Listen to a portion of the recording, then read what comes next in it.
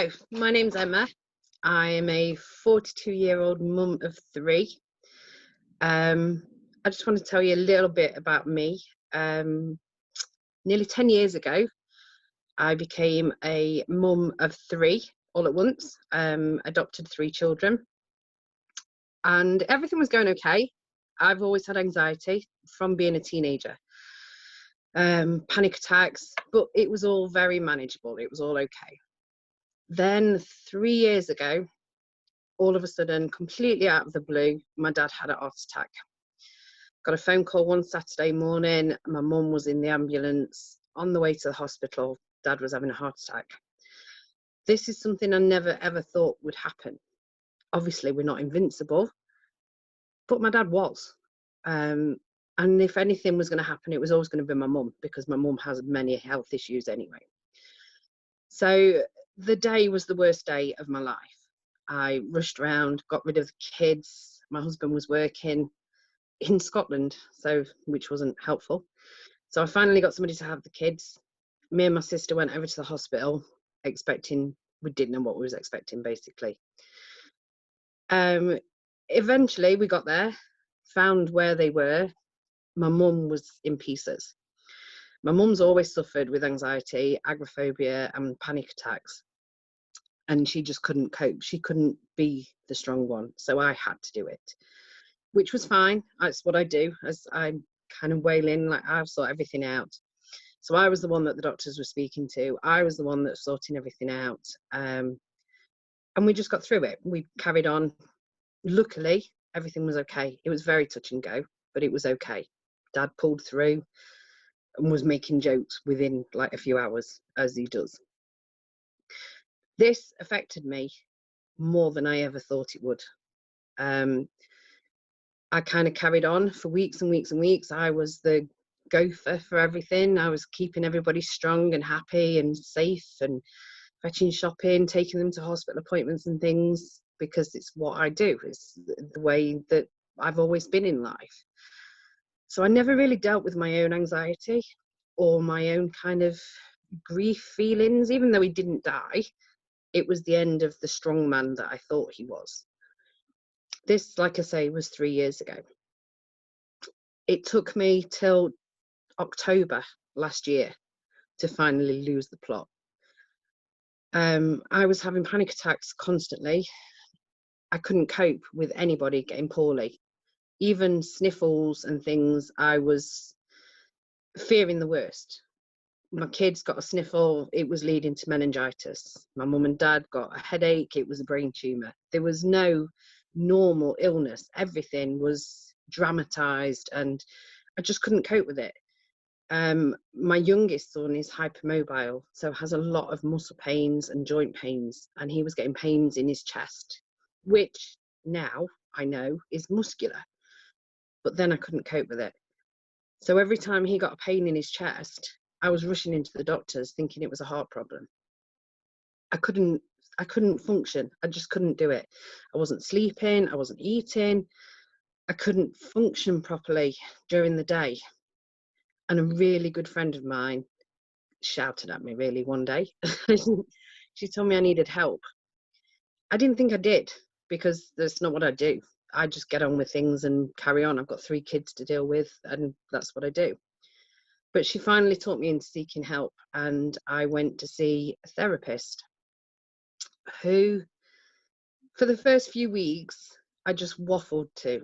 And I even said to him one week, I don't know why I'm coming here, because I come here every week, spend 50 minutes just waffling about day-to-day random stuff. I don't feel like anything's happening. And he'd kind of laughed, and he was like, no, this is what you need. This is what you need. You need some you time. I never once mentioned to him in this first 5 weeks any health anxiety. All it was just day-to-day stresses. Then on the 5th week, I mentioned something about my youngest having chest pains. And apparently he was reading my body language, and I kind of went into myself. And I sort of grabbed my stomach, and I was breathing differently. And he picked up on this straight away, and he's like, this is what we need to deal with. So then I told him about my dad. Told him that it was 3 years ago. He's fine now. And he obviously, being the clever therapist he is, put 2 and 2 together, and he's like, this is the problem that we need to deal with. This is what we need to focus on. So we had a few weeks of kind of talking about it a little bit, but I couldn't go too far into it. I kept changing the subject and talking about the kids or my husband or whatever. And then one week he's like, we really need to do this. So he said the week after my appointment, I go every Friday. The week after, we're going to relive that day, because everything that you are feeling is tied to that day. So the slightest little illness, you can't just function, you can't rationalize it, you tie it to that day, because that is a trauma and that's imprinted on your brain. So for that week, I never slept. I had panic attacks so many times every day because I didn't know what to expect. The Friday came, I went in and I'm like, right, let's just do it. So he gave me some little wooden Russian dolls. On these Russian dolls, they were all painted quite garishly, but bright colours and things. And on each face, on each doll was different. So he gave me the dolls and he asked me to describe the doll. And the first doll had glitter, and loads of glitter, which I kind of tied it to me and my other life as a burlesque dancer. And it's kind of a little bit, it felt a bit fake and a bit like, yeah, I paint all this on and everything's okay and everything's wonderful, but inside it's not. So anyway, we worked through the Russian dolls, we worked through the day, and he asked me to feel, he kept stopping and asking me to feel, explain how I was feeling at that point in time. And one of the moments, we were sat waiting to find out if my dad was going to pull through the operation or not. And I could hear a clock ticking really, really loud. And ever since then, I've had an issue with clocks, which is all, it all makes sense now. But that's why I tie that back to that. So I can't have clocks ticking when I'm going to sleep, because it was tying it back to that moment when we sat and all we could hear was a ticking clock. So we worked through the Russian dolls and we worked through how I was feeling. He also made me shout at my mum, because I had to be the strong one. And really all I wanted my mum to do was take over and make everything okay. So he made me sat in his therapy room, shout at my mum that it's not okay and I don't want to do this. I want you to be the strong one. So we did that and we worked through it all till sort of my dad coming back through from operating and everything. And as it was going through, he made me put the dolls back together, and he was tying the emotions and the upset to the dolls. So as I could put them all back together, it was like shutting it all away. We finished the 50-minute session and I felt like a massive weight had been lifted. And he said to me, it's okay. As soon as he said that, that was it. It was like a floodgate had been opened. I went out to the car and completely lost the plot. I sobbed and sobbed and sobbed. Proper, horrible, ugly crying. But I hadn't cried before. I hadn't cried when it happened. I hadn't cried since it had happened. So I think for 3 years, I'd been bottling up these emotions. He did this voodoo with the Russian dolls and then told me it was okay. And that was it. All emotions came out.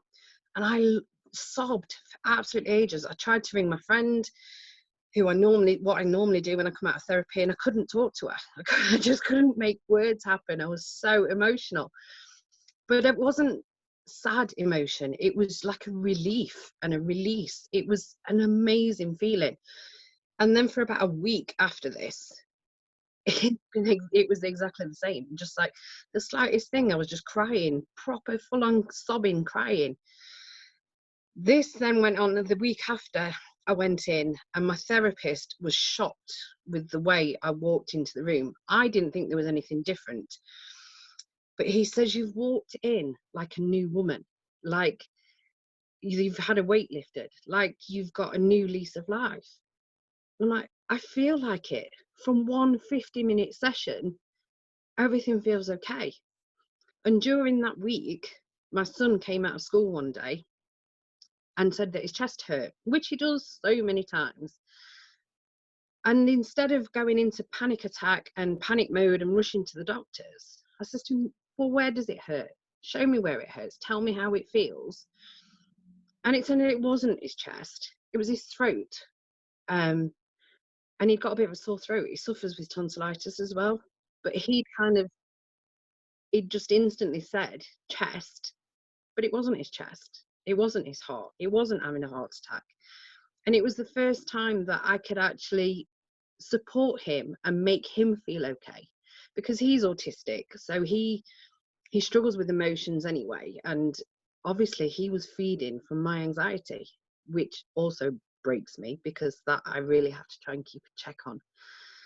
So the fact that I could rationally say to him, okay then, so tell me where it hurts, tell me how it hurts, was massive to both of us. And I told my therapist this, and he was just blown away. And I cannot, obviously the world had something planned for me, because I sought his help in October last year. I think it was end of November, we had this revelation that I was tying every slight sniffle to my dad's hospital journey. If that hadn't have happened, there is no way on earth I would have coped with this last however many weeks we've been in lockdown. COVID-19 obviously is huge. It is a health thing. I'm trapped away from my mum and dad. I'm trying to keep my kids safe. If I hadn't have resolved that issue, I wouldn't have coped. There is no way I would have coped.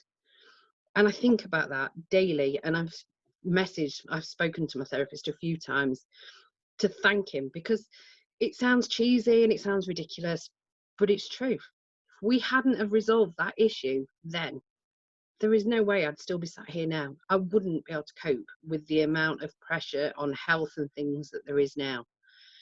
So what I'm trying to say, I think, to kind of sum it up, it's okay if things aren't okay. You need help. If you need help, ask for help. If you can't go to see a therapist, speak to a friend. There's so many things online as well. Anxiety is horrendous. Anxiety sucks. And it's crippling. It is absolutely crippling. If you are trying to live day to day with an underlying health issue, whether it be health anxiety or agoraphobia or whatever it is, you can't function without help. So what I need you to know, whoever you are, is it's okay to ask. Just get help. This world we're living in right now is really scary. And for anybody with underlying anxiety, it's terrifying. So just ask. Get help. That's all I can say.